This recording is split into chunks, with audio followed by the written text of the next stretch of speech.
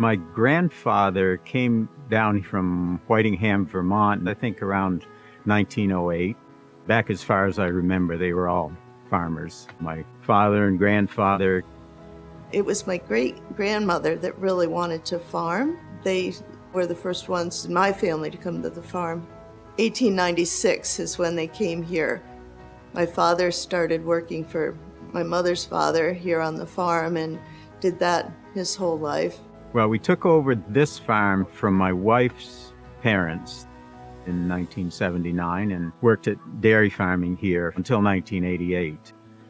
We were very fortunate that when we bought the farm, my dad was here and he helped us enormously. The dairy economy for small conventional herds wasn't very good then, and we sold our dairy cows and I went to work at the high school and taught there for 20 years. In 1993, I thought, well, maybe I'll just take a couple of plant science classes. I really enjoyed it and went through and got a master's degree in plant pathology. We still did some haying and rented the pastures to other dairy farmers. Around 2002, we decided, well, let's get a few beef cattle. I always felt that someday I'd like to go back to farming of some type on the farm here. The grass-fed beef demand came along and it worked out as a way to keep our land open and a way to make some profit on the farm too. And so from 3 cattle, we went up to 180 animals at one point. It never was really planned, but it ended up well.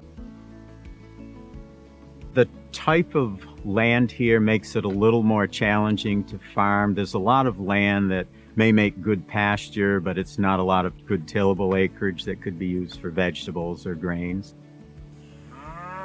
We do rotational grazing and try not to overgraze the pastures so they remain in good shape, and try to do fencing that keeps animals out of streams and ponds and things like that. When we've done some logging, we've tried to do some thinning and conserving some of the wetlands and the woodlands around here too for wildlife habitats. We want to make people aware of what it takes to grow the crops and that the crops are available locally.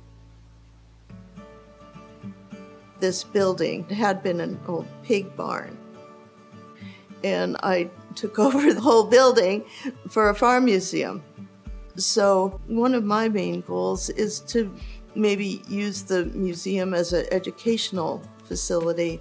And 3 different professors from the University of Massachusetts asked if they could bring their students here to see the cattle and the farm and the old tools and think about the history of farming and whatnot. They talk with us and ask questions about what we're doing and how we're doing it. So I think that's an important part of what we're doing, to be an example for young people and classes that are really interested in agriculture.